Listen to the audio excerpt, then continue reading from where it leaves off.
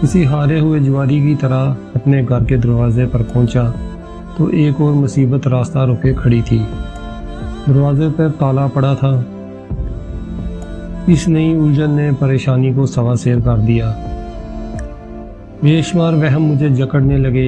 ایسا پہلے کبھی نہ ہوا تھا کہ گھر کو باہر سے تالا لگانا پڑے۔ گھر میں چوری ہونے کو تھا ہی کیا کہ تالے لگائے جاتے۔ عالیہ کو آس پڑوس جانا بھی ہوتا تو صرف لکڑی کا ہڑکا لگاتی تھی۔ یہ اندر باہر دونوں طرف سے کھل جاتا تھا۔ میں پاگلوں کی طرح دروازے کی جری سے جھانکنے لگا، پھر آواز لگائی، علی دروازہ کھولو علی، مگر یہ ایک پاگلوں والی حرکت تھی۔ اگر عالیہ اندر ہوتی تو باہر تالا ہی کیوں لگا ہوتا۔ مجھے چکر آنے لگے اور میں دیوار کو تھامتا ہوا وہیں زمین پر بیٹھ گیا۔ یا ہدایہ، عالیہ کہاں چلی گئی؟ ایسے تو وہ کبھی نہ کرتی تھی۔ کیا وہ گھر چھوڑ کر چلی گئی؟ پر کیوں؟ وہ بھی اس طرح اکیلی؟ یا خدا رحم، اگر عالیہ نے بھی میرا ساتھ چھوڑ دیا تو یقیناً میں برباد ہو جاؤں گا۔ اپنی ہی تقدیر پر خود ماتم کرنے کے سوا کیا چارہ تھا؟ اپنی ہی غلطیوں کا ملال جگر کو تڑپانے لگا۔ آنے والے حجر کی حبس سے دل گھبرانے لگا۔ محوم امیدوں کے آسمان پر دکھ کے سیاہ بادل چھائے تو آنکھوں کا ساون جی بھر کے برسا۔ میں گھٹنوں میں سر چھپا کر ترس ترس کے رویا اور رو رو کے ترسا۔ یہ سچ تھا کہ جرگہ کا فیصلہ میرے حق میں آنے کی امید نہیں تھی، مگر ابھی فیصلہ آیا بھی نہیں سی۔ میری مزاحمت ابھی باقی تھی۔ مجھے آخری دم تک لڑنا تھا، کیا معلوم عین وقت پر کامیابی مل جاتی، ساتھ رہنے کی کوئی صورت پیدا ہو جاتی، امتحان کی گھڑی ختم ہو جاتی۔ عالیہ نے انتظار بھی نہ کیتا تے مجھے چھوڑ کے چلی گئی۔ نہ جانے کتنی دیر میں یوں ہی دیوار کے ساتھ سر ٹکائے بیٹھا رہا۔ رو رو کر دل کا بوجھ کس قدر ہلکا ہوا تو کپڑے جھاڑتا ہوا اٹھ کھڑا ہوا۔ چٹی مسیح سے ظہر کی اذان گونج رہی تھی۔ میں برسوں کے بیمار کی طرح آہستہ آہستہ مسجد کی طرف چل دیا۔ یہاں کسی نے میری حالت پر غور نہ کیا۔ میرے لیے تو جیسے پورا پنڈ ہی اجنبی بن چکا تھا۔ نماز مولوی نذیر نے ہی پڑھائی، کچھ درجن پر بوڑھے، 2-4 نوجوان اور نصف درجن بچوں نے صف باندھی۔ نماز کے بعد مولوی صاحب نے چند مخصوص عربی دعائیں پڑھی اور منہ پر ہاتھ پھیر کر چلتے بنے۔ نمازی بھی جوتے سنبھالتے رخصت ہوئے۔ آنے واحد میں مسجد خالی ہو گئی۔ یہ اپنی عرضی پیش کرنے کا بہترین موقع تھا۔ میں اسے کسی صورت ضائع نہیں کرنا چاہتا تھا۔ چنانچہ ہاتھ اٹھا کے سر کو جھکا کے رب سائیں کو پہلی بار چٹھی لکھنے کا ارادہ کیا۔ مولا سائیں، آج پہلی بار تیرے حضور اپنی عرضی بھیج رہا ہوں۔ تو پاک ہے، لجپال ہے، گناہ گاروں خطا کاروں سب کا رب ہے۔ مانا کہ مولوی نذیر سے تیرے تعلقات زیادہ اچھے ہیں، مگر میں بھی تیرا ہی بندہ ہوں۔ مسجد تیرا گھر ہے، ممبر تیرے خلیفے کا تخت ہے۔ اس تخت پر مولوی نذیر بیٹھا ہے تو کہیں مولوی بشیر۔ ایک مجھے گناہ گار کہہ کر پیٹھ پر تعزیانے برساتا ہے تو دوسرا ثواب کی بشارت دیتا ہے۔ ایک خدا، ایک نبی، ایک قرآن ہوتے ہوئے اتنا فرق کیوں؟ ان دو مولویوں میں تو روز قیامت تک فیصلہ نہ ہوگا، لیکن میرا کیا ہوگا؟ مجھ بدحال پر رحم کر۔ تو جانتا ہے کہ میں کس مشکل کا شکار ہوں، دکھ کے کس طوفان کا مجھے سامنا ہے۔ مجھے صحیح سلامت کنارے پہ لیا۔ میرے مولا کسی تنکے کا ہی آسرا پیدا کر دے۔ کیا کروں، کہاں جاؤں؟ تیرے سوا کوئی مددگار نہیں، کوئی محرم راز نہیں جس کے سامنے دل کا بوجھ ہلکا کروں۔ دیوانوں کی طرح گلیوں میں گھوم پھر کر لوگوں سے کیسے پوچھوں کہ میری بیوی کہاں چلی گئی؟ اپنا ہی تماشا لگے گا، لوگوں کے ٹھٹھے سے مجھے بچا۔ تو بڑا رحیم ہے، بڑا کریم ہے۔ دعا کے بعد طبیعت کچھ ہلکی ہوئی۔ فیصلہ کیا کہ عالیہ دنیا کے کسی بھی کونے میں ہوئی، ایک بار اسے ضرور ڈھونڈ نکالوں گا۔ انہی سوچوں میں ڈوبا خود سے باتیں کرتا ایک بار پھر اپنے گھر کے دروازے پر جا کھڑا ہوا۔ گھڑی بھر یہاں لاچار کھڑا رہا، پھر اچانک نظر چٹھنی پر پڑی۔ دل خوشی سے دھڑکا، تالا کھل چکا تھا۔ میرے منہ سے بے ساختہ نکلا، واہ سلو، تو سچ مجھ میں سائیں بن گیا۔ رب نے سن لی تیری فریاد۔ میں نے جلدی سے کھڑکا کھولا، دیوانوں کی طرح گھر میں داخل ہو گیا۔ ذہن میں آ کے زور سے آواز دی، علی کہاں ہو علی؟ میری آواز سن کر وہ کمرے سے باہر نکلی۔ اس کا چہرہ کسی کملائے ہوئے پھول کی طرح لٹک رہا تھا۔ نیم و آنکھوں میں اجنبیت کے سائے تھے۔ اس نے کچھ دیر مجھے دیکھا جیسے پہچاننے کی کوشش کر رہی ہو، پھر خاموشی سے واپس کمرے میں چلی گئی۔ میں اس کے پیچھے پیچھے چلا آیا اور ہامتے ہوئے پوچھا، تو کہاں چلی گئی تھی علی؟ تالا کیوں لگایا؟ کیوں پریشان کیا مجھے؟ کہاں تھی تو؟ اس نے نیم و ہونٹوں سے کچھ کہنے کی کوشش کی، پھر پھوٹ پھوٹ کر رو دی۔ میں خاموش بیٹھا اسے دیکھتا رہا۔ جب اچھی طرح دل کی بڑاس نکال چکی تو بولی، اڈے پر گئی تھی میں پنڈ کی بس پکڑنے، چابی دینے آئی ہوں تجھے، مجھے ماپوں کے گھر جانا ہے اسلو، اب تیرے ساتھ نہیں رہنا مجھے۔ پورے پنڈ کو معلوم ہے کہ تو میرا سائن نہیں رہا، تو نے دھوکہ دیا مجھے، میرے ماں پیو کو دھوکہ دیا۔ پنڈ کی مائیاں کہتی ہیں تو طلاقن ہے، اپنے سائن کو بھی گناہگار کر رہی ہے، امام صاحب کی بیوی بھی یہی کہتی ہے۔ اس سے تو اچھا تھا مجھے مار دیتا اپنے ہاتھوں سے، سکون سے قبر میں جا کے تو پڑ جاتی۔ میں اس کے قریب بیٹھ گیا، پھر بڑی ملائمت سے کہا، مت رو علی، میں دنیا کے سب دکھ سہ سکتا ہوں لیکن میرے آنسو نہیں۔ جھوٹ بولتے ہیں لوگ، ہمارے بیچ کوئی طلاق نہیں ہوئی ہے، کوئی ثبوت، کوئی کاغذ، کوئی سند، کوئی اسٹامپ، کچھ نہیں ہے۔ ہاں، ساتھ رہنے کا ثبوت موجود ہے، ہمارا نکاح نامہ۔ مولوی بشیر کا فتویٰ بھی موجود ہے، بہت بڑے عالم کا فتویٰ ہے، پکی مور لگی ہے اس پہ، لکھا ہے اس میں کہ ہمارے بیچ صرف ایک طلاق واقع ہوئی ہے۔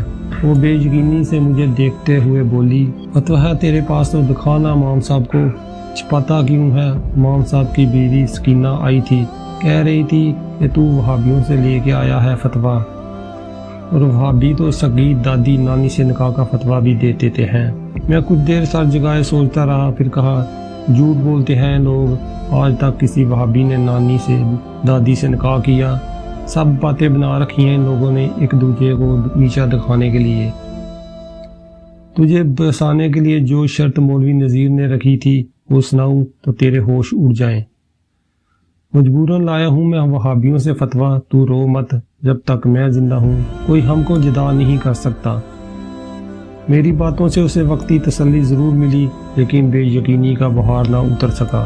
کچھ ہی دیر بعد جب وہ چلانے میں میرے لیے چائے بنا رہی تھی، میں پیڑا گھسیٹتے ہوئے اس کے قریب ہوا اور کہا، آج رب نے میری فریاد سن لی علی، یہ تالا جو تو نے آج لگایا تھا کسی کا پیو بھی نہیں کھول سکتا تھا۔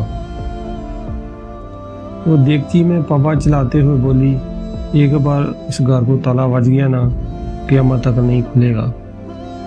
تو امام صاحب سے بات کر، وہ راضی ہوئے وہ ٹھیک، ورنہ یاد رکھ بے حیا بن کے مجھے بھی نہیں تیرے ساتھ رہنا۔ میرے گلے میں ایک بار پھر گراسی پڑنے لگی۔ اگلے روز عشاء کی اذان کے بعد وہ طوفان آ ہی گیا جس کا خطرہ تھا۔ پنڈ کے چوکیدار نے اطلاع دی کہ نماز کے بعد مجھے پریا کے سامنے پیش ہونا ہوگا۔ مولوی نذیر کی قیادت میں ایک پوری عدالت میرے خلاف بیٹھ چکی تھی، ایک ایسا جرگہ جس کا فیصلہ ازل سے ہی میرے خلاف لکھا جا چکا تھا۔ نماز ہو چکی تو مجھے مسجد کے حجرے میں بلایا گیا۔ حجرے میں مولوی نذیر کے علاوہ نمبردار لایار، سرو جٹ، بالا رائی، خورشید باجوہ اور گاؤں چوکیدار میرے منتظر تھے۔ میں سلام کر کے خاموشی سے بیٹھ گیا۔ مولوی نذیر نے کسی سیشن جج کی طرح میرے خلاف دفعات پڑھ کر سنائیں۔ بھائیو، بات یہ ہے کہ یہ بندہ جس کا نام صلاح الدین ہے مسجد کے کوارٹر میں رہتا ہے، اسلامی گیسٹ ہاؤس پر بیٹھتا ہے۔ آپ اسے اچھی طرح جانتے ہو۔ آج کل یہ بندہ پورے پنڈ کا دین امان بگاڑنے پر تلا ہوا ہے۔ اس نے پہلے ووٹی کو طلاق دی، پھر مجھ سے مسئلہ درافت کیا، یہ تو ہو گیا پہلا گناہ۔ دوجی چول اس نے یہ ماری کہ مجھ سے طلاق کی تصدیق کروا کے پورا مسئلہ پوچھ کے سمجھ کے ووٹی کو گھر لے آیا۔ اسے کہتے ہیں راستہ پوچھ کے کھڈے میں گرنا۔ تیسرا گناہ، اپنے مسلک کے فتوے کو چھوڑ کے وہابیوں کے پنڈ گیا اور مولوی بشیر سے ایک غلط فتویٰ لے کر آ گیا۔ چوتھا گناہ، اب اس ووٹی کو گھر میں بٹھا کے نہ صرف شریعت کا مذاق اڑا رہا ہے بلکہ زنا بالرضا کا مرتکب بھی ہو رہا ہے۔ میں سر جھکائے خاموشی سے سنتا رہا۔ مولوی نذیر نے اپنی بات جاری رکھتے ہوئے کہا، ڈٹائی دیکھو اس شخص کی۔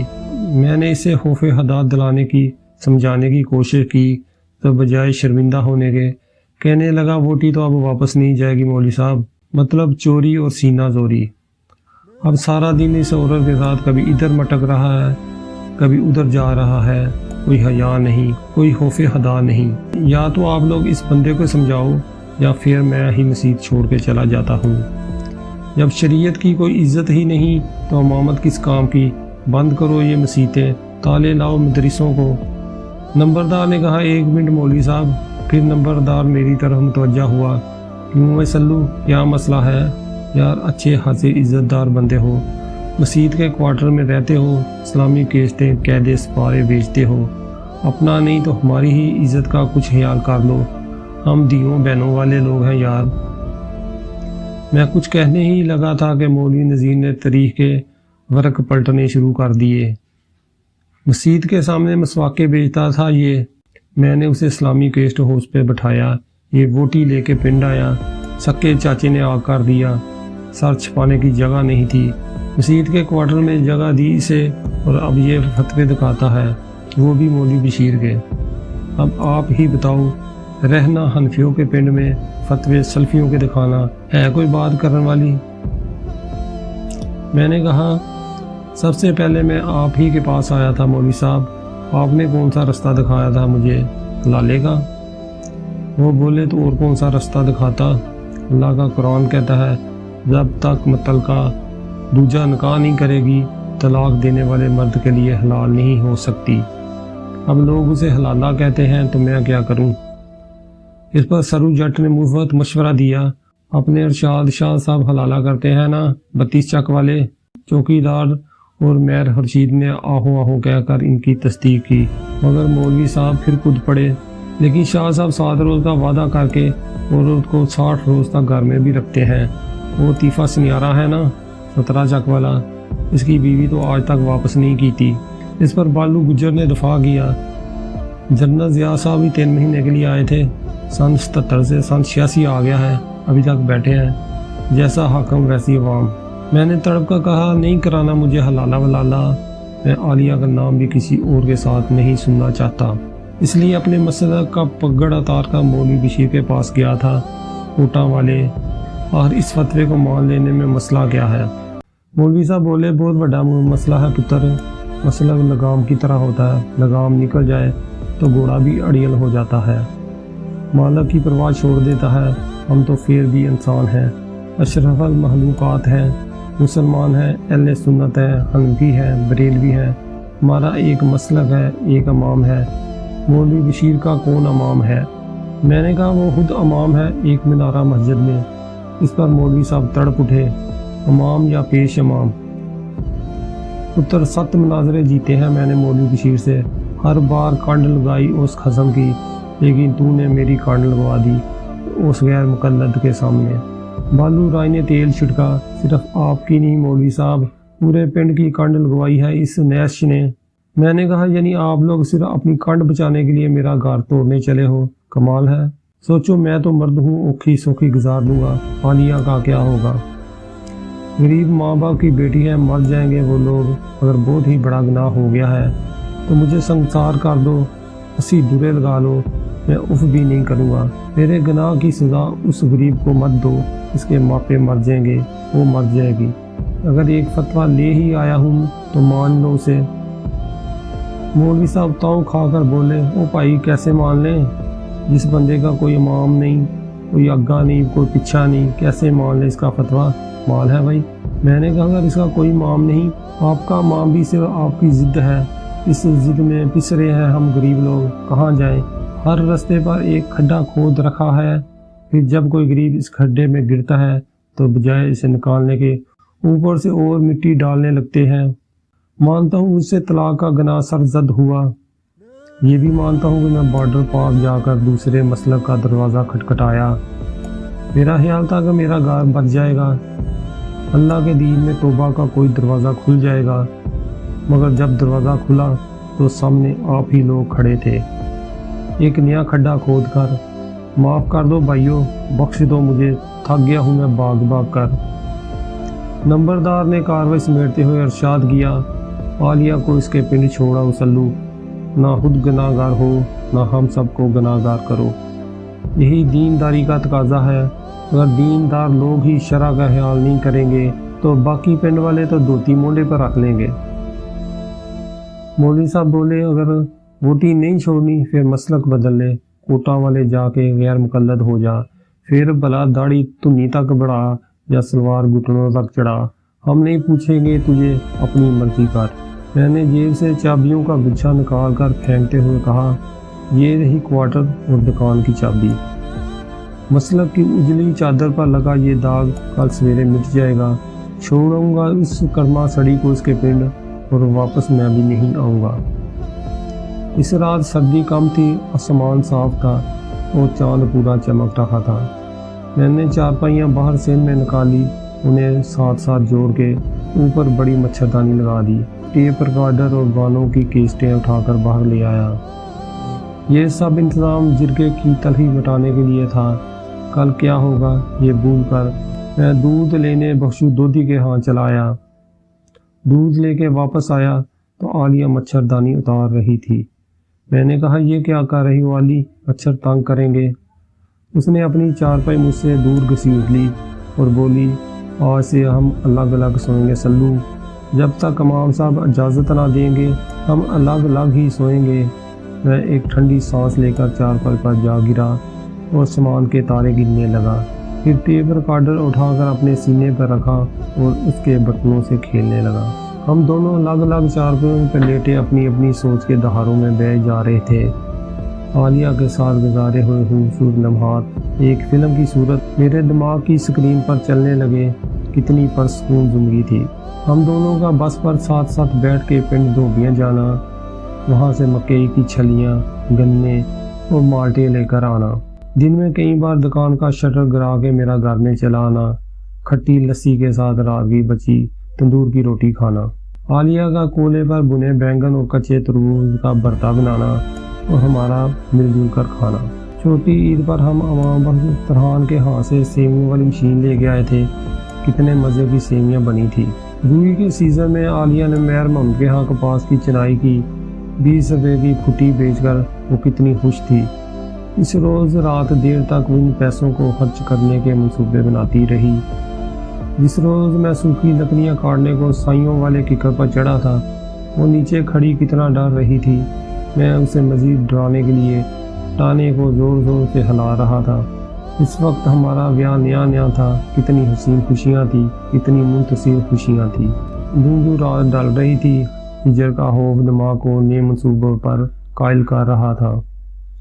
ضمیر کی آنکھ بچا کے دل و دماغ نئے ارادوں کے تانے بانے بن رہے تھے۔ مدفون امیدوں کی قبر کشائی کر کے ان میں نئے آسروں کی روح پھونکی جا رہی تھی۔ جس حکیم نے یہ ٹوٹا جوڑ باندھا تھا، اسی سے شفا کی کوئی امید رکھی جا سکتی تھی۔ میں بےتابی سے صبح صادق کا انتظار کرنے لگا۔ سورج نے کنی نکالی تو میں نے دوسری مسلی کے ہاں چلا گیا۔ اس سے ریڑھی کے معاملہ طے کیے گھر واپس آیا تو چائے اور پراٹھوں کی مہک سے آنگن دہک رہا تھا۔ عالیہ سوکھی لکڑیاں تروڑ مروڑ کے چولہے میں ڈال رہی تھی، سفید دھوئیں میں چھلکتا اس کا ستا ہوا چہرہ رات بھر کے جگراتے کی گواہی دے رہا تھا۔ میرے پیالے میں چائے ڈیلتے ہوئے وہ بولی تو آج جائے گا نا مولوی صاحب کے پاس، کیا پتہ مان ہی جائیں۔ میں نے چائے کی تلخی زبان پر محسوس کرتے ہوئے کہا مولوی صاحب تو قیامت تک نہیں مانیں گے، کل ان کی طرف سے پکی نہ ہو گئی ہے، بلکہ پورے پنڈ کی طرف سے نہ ہو گئی ہے۔ ملا پور کے ہدا کوٹا والے ہداؤں کا فتویٰ ماننے سے انکاری ہے۔ ان کا فیصلہ ہے کہ سورج نکلتے ہی ہم ایک دوسرے سے جدا ہو جائیں، لیکن تو فکر نہ کر، ہم جدا ہوں گے نہیں۔ وہ کچھ دیر حیرت اور تعصب سے مجھے دیکھتی رہی، پھر خاموش ہو کر بولی سب کچھ معلوم ہونے کے باوجود تو گناہ کو تیار بیٹھا ہے۔ خدا کا خوف کر، کیوں رب سائیں کی ناراضگی مول لیتا ہے؟ اس کی بارگاہ کا رستہ بند ہو گیا تو کدھر جائیں گے ہم؟ میں نے کہا تیرا کیا خیال ہے؟ اس کی بارگاہ میں جانے کا صرف ایک ہی رستہ ہے، وہی جس پر مولوی نذیر کھڑا ہے؟ نہیں عالیہ، اور بھی رستے ہیں، سنی شیعہ وہابی دیوبندی، ہر رستے پر ایک مولوی کھڑا ہے تاکہ بندے کو رب کی بارگاہ تک چھوڑ کے آئے۔ خدا ایک ہی ہے، رستے الگ الگ ہیں، ہم کوئی سوکھا رستہ پھڑ لیتے ہیں۔ वो धुआं धुआं चेहरे से मुझे देखते हुए बोली, तेरी बातें मेरी समझ में नहीं आती, डरने लगी हूँ मैं खुद भी काफिर होगा, मुझे भी करवाएगा। मैंने कहा, मैं भी डरने लगा हूँ वाली, कहीं तेरी मोहब्बत में पागल होकर साईं ना बन जाऊँ। देख, जब कोई साईं बन जाता है ना, उसके दिल से औरत की मोहब्बत मिट जाती है, वो सच्चे महबूब का आशिक बन जाता है। वो बोली, तू भले कुछ भी बन जा, पर मुझे छड़ के आ वापस, नहीं रहना अब इस पिंड में, रब भी नाराज और जग भी नाराज। मैंने कहा, मैं दूसरी मसल्ली को बोल आया हूँ, वो अपनी मंजियाँ, डब्बे, बक्से, धोबियाँ पहुँचा देगा। मैं आज ही कोटा वाले जाऊँगा मौलवी बशीर से मिलने, इसे कहूँगा फतवा दिया है तो अब घर भी वसा के दे, कोई कारोबार दिला दे, केस्टों वाली दुकान ही खोल के दे। फिर हम दोनों कोटा वाले चले जाएंगे, नया पिंड, नया घर, नई दुकान, वहाँ जग भी राजी होगा, रब भी। आलिया ने कोई जवाब ना दिया और खामोशी से चूल्हे की राख करेदने लगी। मेरी तरह शायद वो भी राख से मीट की कोई चिंगारी ही ढूंढ रही थी।